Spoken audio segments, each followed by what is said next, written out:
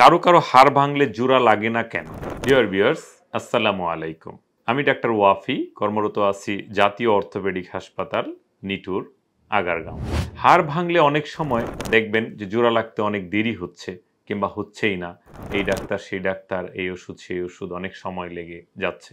আসলে হাড় ভাঙার সাইটটার উপরও নির্ভর করে। কোনো জায়গা আছে যে জায়গাগুলোতে সঠিক অপারেশন না করলে, সঠিক চিকিৎসা না করলে হাড় জোড়া লাগতে চায় না। এবং কখনো হাড় ভেঙে বের হয়ে যায়, যার ফলে সেখানে ইনফেকশনের ঝুঁকি থাকে।